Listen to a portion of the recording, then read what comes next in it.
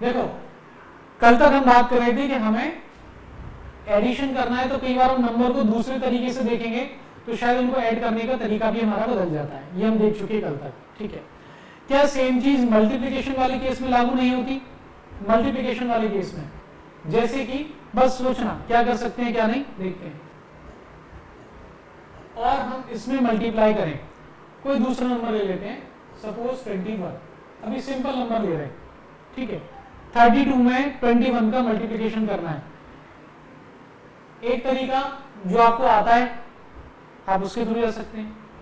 दूसरा तरीका क्या हो सकता है, जरा सोचना, अगर मैं इसको ऐसे लिखूं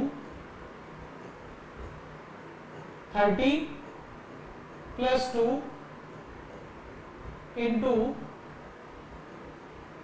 20 + 1, किसी भी एक को रखो आप, दोनों को तोड़ने की जरूरत नहीं है, किसी भी एक को। चलो मैं थोड़ी देर के लिए एक काम करता हूं, इसे 32 लिख लेता हूं एज इट इज, 32 कोई इशू नहीं। इसे मैंने लिख लिया 21, दोनों को तोड़ने की जरूरत नहीं रहती, चाहे आप इसे ले लेते ऐसे ले लेते। अब आप देखो कि अब आप मल्टीप्लिकेशन कर सकते हो। ये क्या कह रहा है, 2 टाइम्स, तो क्या हो जाता है 32 का 2 टाइम्स 64, साथ में एक 0 लगाए तो 640 हो गया। उसमें ऐड करना है 1 टाइम 32, तो 640 में आप ऐड कर दो 32, क्या आ जाएगा 672, 672। कि जैसे ही आपके सामने क्वेश्चन आएगा 32 × 21 तो होगा क्या, ये वाला जो मेथड कि इसको 32 लिखो फिर ऐसे लिख दो, ये जो मेथड है ना, इसकी प्रैक्टिस बचपन से लेके आज तक आपने शायद 1000 या 10,000 बार की होगी इसकी प्रैक्टिस। और ये जो मेथड मैं सिखा रहा हूं इसकी प्रैक्टिस कितनी बार करोगे, 10 बार, 20 बार, 100 बार, 200 बार। तो आप ये बताना जब एग्जाम में क्वेश्चन आएगा तो कौन सा मेथड करना आपको ज्यादा इजी लगेगा, वो मेथड जिसकी प्रैक्टिस आपने 10,000 बार की है, या वो मेथड जो मैं आपको सिर्फ 200 बार प्रैक्टिस करा के छोड़ दूंगा। तो याद रखना आपको प्रैक्टिस इतनी करनी पड़ेगी कि आपके जो पुराने मेथड्स आपके ब्रेन में हैं वो भी ओवरराइट हो जाएं। अगर आप इस लेवल तक प्रैक्टिस कर सकते हो तो सारे मेथड आपके हैं, नहीं तो होगा यही कि एग्जाम में आपको ट्रिक्स भी बताऊंगी लेकिन कहीं ना कहीं आप अपने आप को कंफर्टेबल कहां फील करोगे, इस मेथड के साथ में, और आप लगाओगे भी इसी को। परिणाम क्या होगा, वही solve it solve it solve it. 100 questions को सॉल्व करना 45 सेकंड में पॉसिबल नहीं है। कूल, चलिए नेक्स्ट, ये हमने बात की मल्टीप्लिकेशन में। ऐसे क्या और भी मल्टीप्लिकेशन हम ले सकते हैं? यस, ले सकते हो। अगर मैं ऐसा बोलूं कि 12 इज मल्टीप्लाई बाय 16, जरा खुद देखना आप कर पाते हो। अभी मैं छोटे छोटे नंबर ले रहा हूं, बड़े नंबर होंगे तब हम कैसे करेंगे, हम उस पर भी आएंगे। देखिए अब इसमें भी दो चीजें हो सकती हैं। एक स्टूडेंट जो इसको सॉल्व करने बैठ जाए, कैसे, वो 12 को ब्रेक करता है, कैसे, 10 + 2 में। तो क्या आ गया इसका 160 + 32, 160 + 32, टोटल क्या आ गया 192। एक तरीका तो ये है।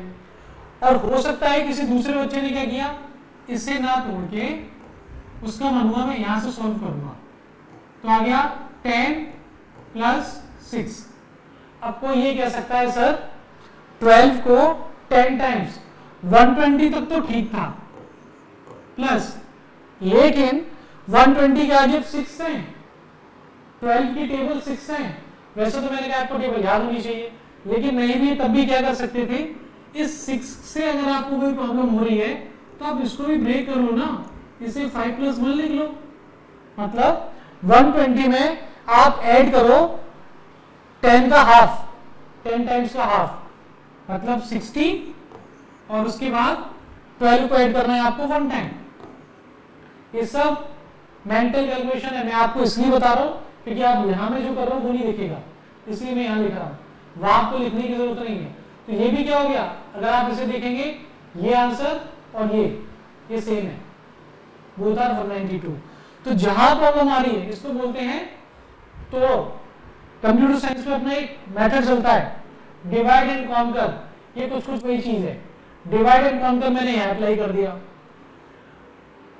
ये कहते हैं एक फलसफा है कि कोई भी प्रॉब्लम अगर आपको आती है, डिवाइड एंड कॉन्कर हमें यही सिखाता है, कोई भी प्रॉब्लम अगर आपको आती है तो आप उसको छोटी छोटी सब प्रॉब्लम्स में डिवाइड कर लो और उसके बाद उन छोटी छोटी प्रॉब्लम्स के सॉल्यूशन निकालो, बाद में सारे सॉल्यूशंस को मर्ज कर दो। तो ये मेथड भी कई जगह चलता है। तो बात कर रहा हूं मैं किसकी, मल्टीप्लिकेशन की। डिवीजन वाले केस में भी लग सकता है, एडिशन वाले केस में भी लग सकता है, सबट्रैक्शन वाले केस में भी लग सकता है। अब हम क्या करेंगे, कुछ प्रॉब्लम्स को लेंगे, अभी आप इनकी प्रैक्टिस करना, बाद में प्रॉब्लम को लूंगा। चलिए एक चीज मैं और बताता हूं आपको, स्क्वायर निकालना, किन्हीं नंबर का स्क्वायर निकालना, ठीक है। चलो पूरा क्लियर कर लेते हैं।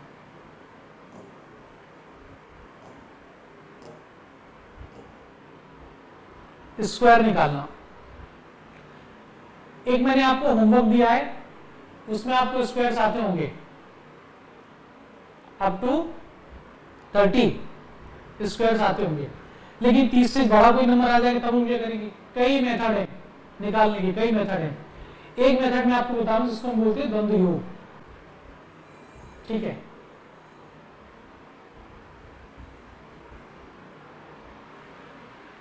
ये तो हमें याद थे तो हमने लिख दिए। कैलकुलेट करने का एक तरीका हो सकता था, द्वंद्व योग बोलते हैं इसे। इसमें हम ये करते हैं, मान के चलो हम 13 का स्क्वायर निकाल रहे हैं, ठीक है, 13 का स्क्वायर निकाल रहे हैं, तो क्या कहता है, वो जो नंबर जिसका आप स्क्वायर निकाल रहे हो उसमें आपको दो नंबर दिखाई दे रहे हैं, एक 3 और एक 1 है।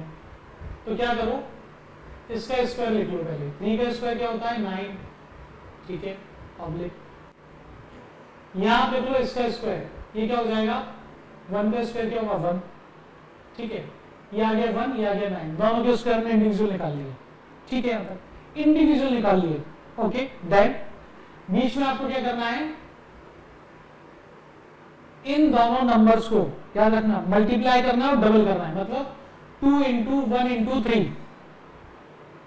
फॉर्मूला क्या है वैदिक मैथ का, द्वंद्व योग, योग द्वंद्व योग, 2 बार ऐड कर दो। पता नहीं कितने लोगों को बात समझ में आ रही है, ठीक है। सो 2 इंटू 1 इंटू 3 तो क्या हो जाएगा 6, ये बन गया 169, 169, ठीक है। स्लैश सिर्फ समझने के लिए 3 पार्ट है। अच्छा इसकी बात करते तो अब क्या होगा, आप निकालते 4 का स्क्वायर तो 16, ये काम करता कैरी का, एक ही डिजिट लिख रहा है यहाँ पे, ठीक है। अब हमेशा एक ही लिखते हैं क्या, वो मैं आपको बताऊंगा, कब 2 लिखते हैं, कब 1 लिखते हैं, कब क्या लिखते हैं, that I will tell you, ठीक है। यहाँ क्या लिखेंगे 1, ओके। 1 और 4 दोनों का इंटू करो, 4 आ रहा है, इसमें 2 का इंटू होगा 8 और 1 क्या बन जाएंगे 9, तो क्या बन गया 196, 196।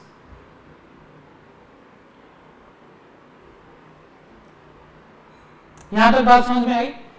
अच्छा ऐसे में मैं आपको बोल रहा हूं, जरा मुझे निकाल के बताना 32 का स्क्वायर क्या आएगा, 32 का स्क्वायर क्या आएगा, 32 का स्क्वायर क्या आएगा, जवाब दो, ठीक है। वैसे कंप्यूटर साइंस वालों के लिए ज्यादा इजी है।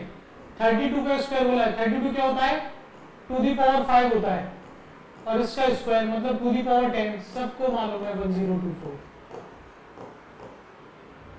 सबको मालूम है।